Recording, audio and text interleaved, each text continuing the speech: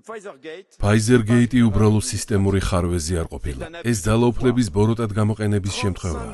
გადასახადების გადამხდელთა მიერ გაღებული 35 მილიარდი ევროს მოლაპარაკებები მოკლე ტექსტური შეტყობინებებით იქნა წარმართული და ეს ყოველგვარი ტენდერების, შესაბამისი მანდატისა თუ გამჭვირვალობის გარეშე მოხდა. ევროპის სასამართლომ დაადასტურა, რომ თქვენ მარტო თვითნებურად მოქმედებდით ყველანაირი დემოკრატიული მექანიზმების გარეშე. თუმცა მხოლოდ თქვენ არ მიგიწვით ამ დანაშაულში ბრალი. ეს შემთხვევა სიმბოლოა დემოკრატიიდან გადახვევის იმ უფრო ფართო ტენდენციის, როდესაც კონკრეტული ადამიანები ჩრდილიდან მართავენ პროცესებს. თქვენი მმართველობის პერიოდში ევროკომისია კერძო ინტერესების, აგრესიული არასამთავრობო ორგანიზაციებისა და შელახული იდეოლოგიების მფარველი გახდა. იმ იდეოლოგიების, რომლებიც ჩვენი ცივილიზაციისთვის სრულიად უცხოა. ათასობით ევროპელი თქვენს გარდამავალ პოლიტიკას სადამსჯელო ღონისძიებად აღიქვამს. ის, რასაც თქვენ მწვანე შეთანხმებას უწოდებთ, ჩვენს ფერმერებს, მწარმოებლებსა და ინდუსტრიებს უდიდეს ზიანს აყენებს. ის, რასაც თქვენ ევროპულ ღირებულებებს უწოდებთ, ძალიან ჰგავს განსხვავებული აზრის მქონე ადამიანების დაცენზურებას. ეს არის ევროპა, რომელსაც თქვენ იცავთ, ქალბატონო ფონ დერ ლაიენ.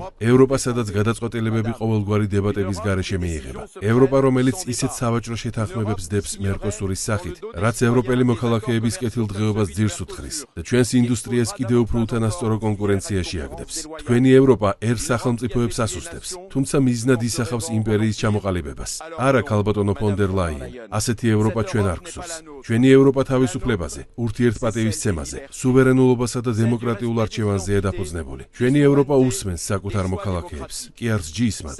დღეს საღიაზრის სრული გამოვლინებით ჩვენ ამ საქმეზე კენჭს ვუყრით. ეს კენჭისყრა არ იქნება უბრალოდ თქვენ მიმართ ოპოზიციურად განწყობილი ადამიანების სიმბოლური აქტი. არამედ ეს იქნება ევროპელი ხალხის მიმართ აღებული ვალდებულებების დემონსტრირება. აქ საქმე არ ეხება მხოლოდ თქვენს გადადგომას. ჩვენ ვალდებულნი ვართ ხალხს ვაჩვენოთ, რომ სხვა დემოკრატიული გზაც არსებობს. გზა, რომელიც ევროპელი ხალხის მიმართ პასუხისმგებლობას ხელახლა გააჩენს და ეს არ იქნება კომპლექსური ბიუროკრატიული სისტემა თავისი მრავალგვარი რეგულაციებით. ევროპელ ხალხს არ სჭირდება ძლევამოსილი ევროკომისარი.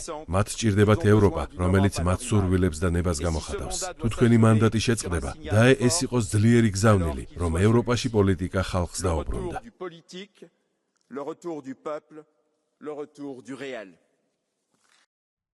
გამოიწერე და გაიგე ამბები ლიბერალური ცენზურის გარეშე.